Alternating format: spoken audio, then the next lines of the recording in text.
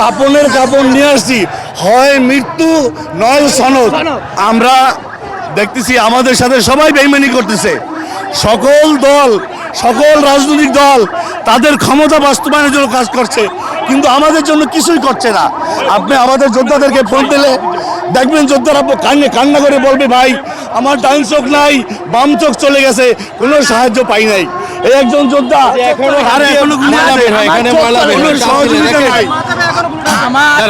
আমার বাম চোখ চলে গেছে, নিয়ে আসছি, কাপনের কাপড় নিয়ে আসছি, কাপনের কাপড় নিয়ে আসছি, হয় মৃত্যু নয় সনদ, হয় মৃত্যু আমাদের সনদ, হয় মৃত্যু আমাদের সনদ হবে সংসদীয় সদস্য, সংসদের ভাবে সনদ দিতে হবে। ওই রকম সংসদের মাধ্যম থেকে আমাদের সনদটা যাতে আসে, যে সনদের মাধ্যমে আমরা সবাই রাজপথ ছেড়ে চলে যাব। ঠিক আছে, আমরা এতদিন ওয়েট করেছি এই সনদের জন্য, এতদিন পর্যন্ত কেন ওয়েট করা লাগবে আমাদের? দফায় দফায় আন্দোলন করতে আমরা চাই না, আমরা চাই সুস্থ হয়ে আমরা কর্মজীবনে ফিরে যেতে। আমরা এইভাবে রাস্তায় আর হয়রানি হতে চাই না, কাউকে হয়রানি করতেও দিতে চাই না। আমাদের সনদ বাস্তবায়ন আজকের ভিতরে দিতে হবে, নাহলে আজকে আমরা এখান থেকে যাবো না। ঠিক আছে, দিতে হবে।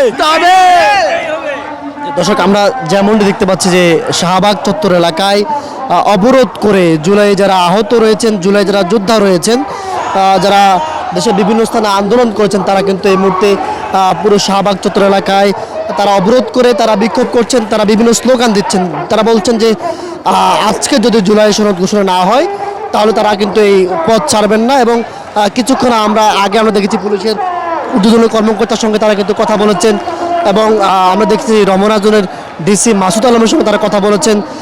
বান্ডেল থাকলে প্রতি সেনমানিতে টাকা বাঁচবে। বিকাশ সেনমানি বান্ডেল কিনে জিতুন প্রতি লেনদেনে।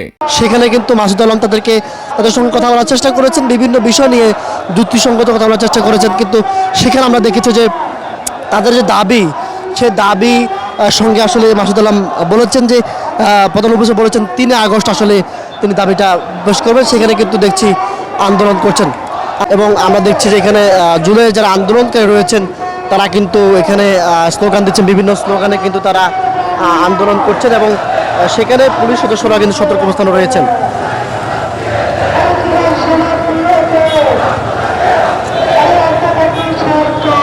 আমরা দেখছি যে এখানে যে গাড়িগুলো আসছে, বিশেষ করে একটা মোটরসাইকেল কিন্তু একজন জুলাই যোদ্ধা ধরে ব্লক করেছেন।